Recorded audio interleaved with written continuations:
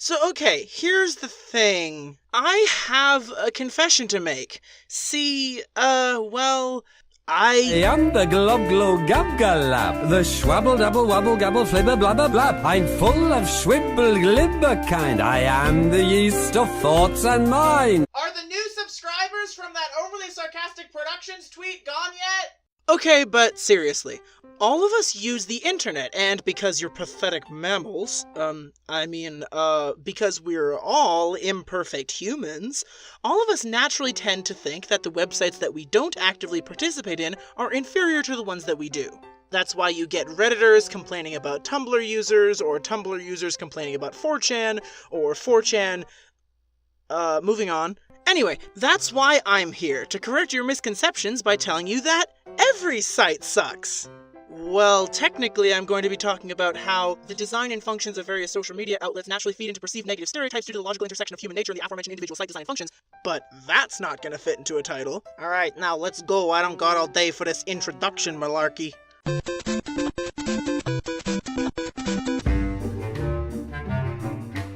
There's a stereotype of Facebook, and not to beat around the bush, the stereotype is the following.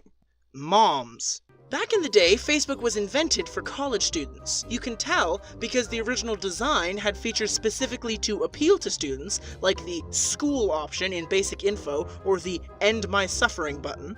But since then, it's picked up an undeniable reputation for being the so-called lame mom's social media. I use Facebook, but so does my mom, and the moms of most of my friends use Facebook. I think the reason for this is because it's simple and easy to use. You don't have to be some kind of tech wizard like a millennial to get it. Frickin' millennials.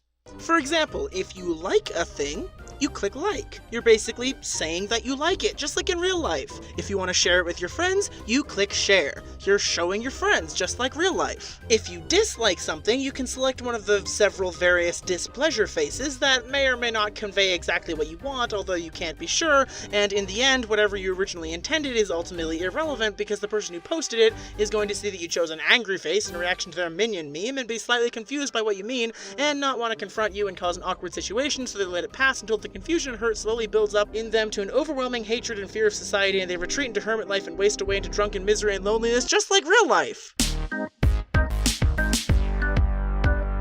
When the few active interneters who don't use Reddit think of Reddit, often the idea comes to mind of a bunch of people all mindlessly echoing to each other the same ideas over and over without being able to stand any dissenting views. Normally I'd try to find a funny analogy or comparison here, but seriously the only thing I can think of was, you know, like Reddit. It's that prevalent of an idea.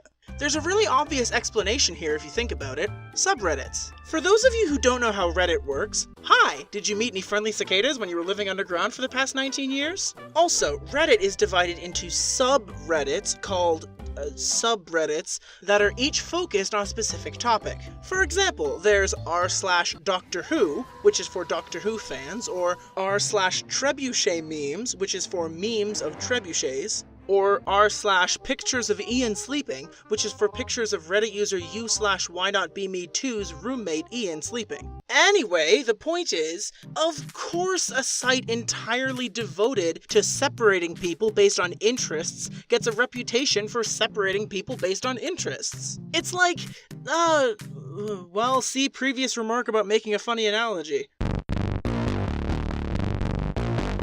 Imgur has the opposite reputation of Reddit. It's thought to be, at least recently, a very toxic place full of very nasty people. The source of this reputation is in that Imgurians are, by and large, either also Redditors or the same kind of people. That is, they tend to get along best with people who share their worldviews. The problem is that Imgur isn't divided like how Reddit is into groups based on interest and worldview, but the people there are still divided in their hearts.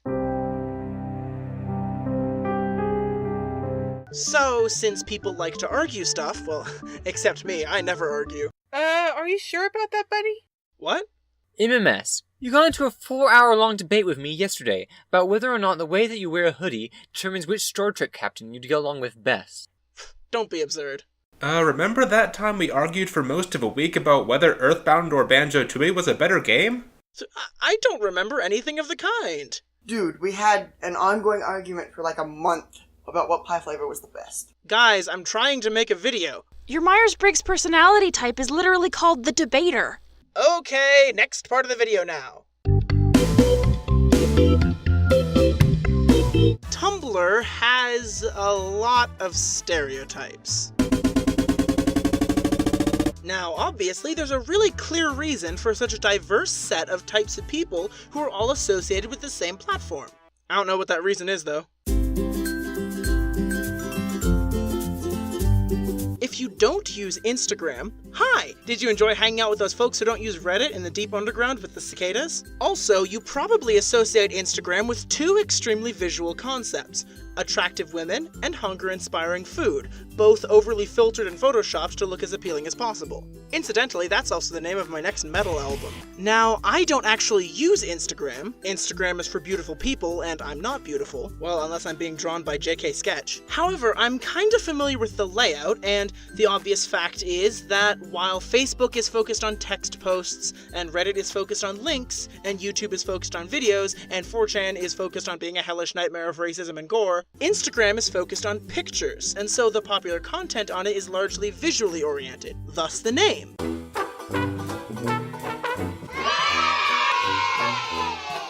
Instagram comes from two ancient Latin words. Instis means sight, and grammus means this site is generally focused on pictures, and so the popular content on it is largely visually oriented. The more you know! Pinterest is confusing to use, rarely properly cites sources, is irritatingly designed, forces you to sign up to even look at it, and eats up all my Google image searches. There's no joke here, I just genuinely hate Pinterest and wanted an opportunity to rant about it.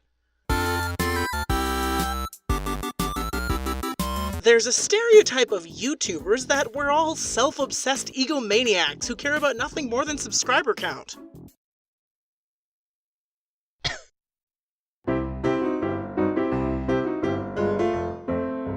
So yeah, I solved the internet. You're welcome, Al Gore. Special thanks to Glint, J and K from JKSketch, Earthboundian, and my sister for cameoing in this video. Links to all their channels in the description. Also, there's actually a reason for that legendary reputation that YouTube comments have for being so nasty. Check the description for that. The universe did not want this episode to be made. I've never had so much trouble with an episode in my life. Luckily, I just barely managed to finish it on time. Hey, maybe if my 12 viewers want another one, I'll make a sequel. I'm coming for you, 4chan. Anyway, thank you for watching, and don't die. Remember the time we had a debate about whether or not there were too many Fire Emblem characters in Smash Brothers? And for the record, you can never have too much Fire Emblem. I mean, MMS, you got into a 5-hour-long debate with me in high school about what is counted as a hoodie, what is a jacket, and what is a sweater. And for the record, no, I was not wearing a hoodie. I was wearing a hooded jacket. There's a difference.